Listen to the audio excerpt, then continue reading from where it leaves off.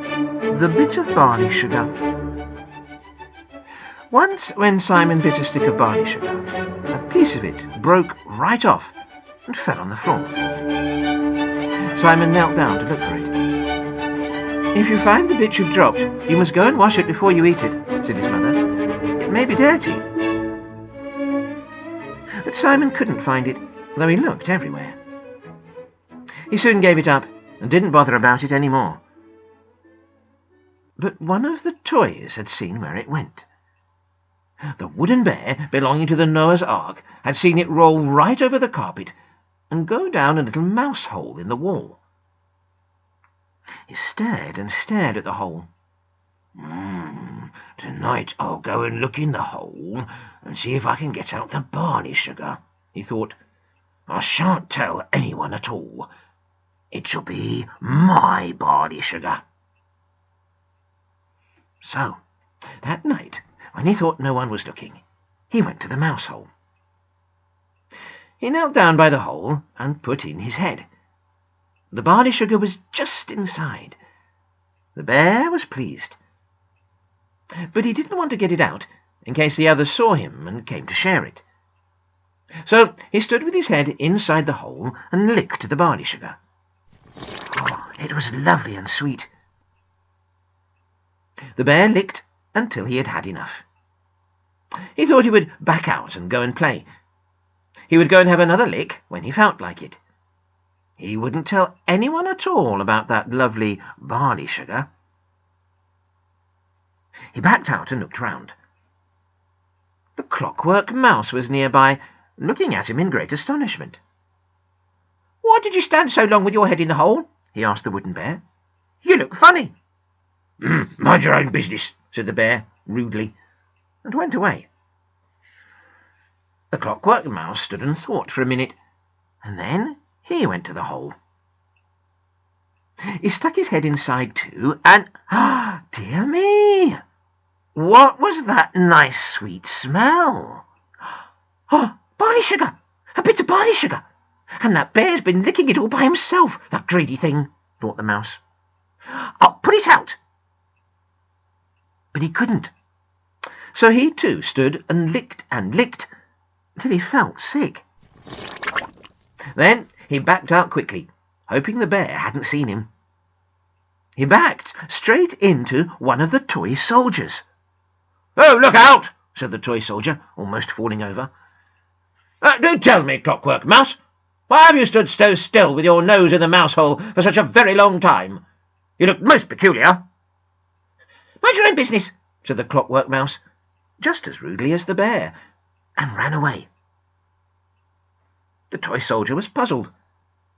Was there someone down that hole to talk to? He went and stuck his head inside, and he saw the barley sugar at once.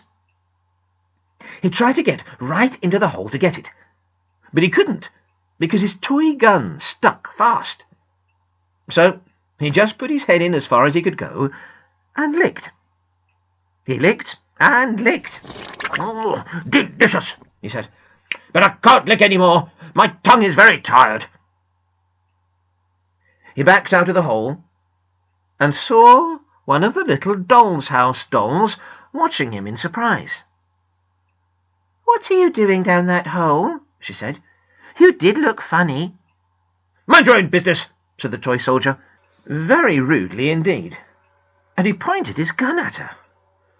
She squealed and hid behind the brick box. As soon as the toy soldier had gone, she ran up to the mouse hole and peeped down. "Oh, a bit of barley sugar! Oh, so that's what he keeps down there," said the doll's house doll. "Well, I'll have it all for myself." But she couldn't get it out, so she too had to put in her head and lick. Lickety-lick! How nice and sweet it was! Oh, she was sorry when she couldn't lick any more.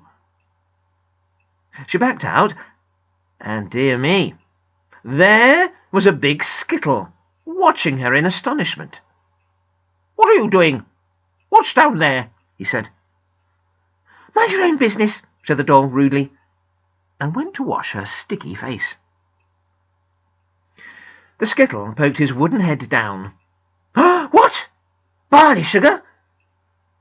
He poked at it with his head.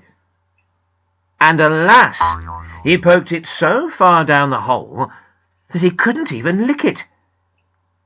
He was very sad indeed. He came out and went to tell the other skittles. While he was gone, the Noah's Ark bear came up. He thought he would have another little lick. So he stuck his head inside the hole. But what had happened? He simply couldn't reach the bit of barley sugar. It was much too far down. And, will you believe it, when he tried to wriggle after it, he got stuck so fast that he couldn't get out of the hole. He roared and wriggled, and a little live mouse came running up the hole in surprise. She bumped into the barley sugar. "Oh, are you shouting to tell me you've pushed a bit of barley sugar down my hole for me to eat?" she cried. "Thank you very much, Bear." And she picked it up in her mouth and ran off with it down her hole to her nest.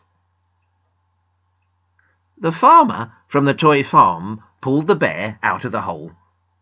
The bear was very angry. "The mouse took my bit of barley sugar. She took it." "It wasn't yours, it was mine," said the clockwork mouse. "Oh, fibber, it was mine," said the toy soldier. No, it belonged to me," said the doll's house doll. "It should have been mine," said the skittle sadly, "but I poked it too far down the hole." "Oh, so it was you who did that," roared the angry bear, and he flew at the skittle and knocked him over. Mr. Noah came up from the Noah's Ark, very cross to see such behaviour. "Stop that now," he said. "There, clockwork mouse, soldier, doll's house doll, and skittle, go into the ark at once. Greediness must be punished. I'm ashamed of you all." And, will you believe it, he shut them all up in his ark the whole night long, and they were very sad indeed, left by themselves in the dark. As for the barley sugar, the mouse's children have a lick at it for a reward whenever they are good. It won't last much longer. It's almost gone.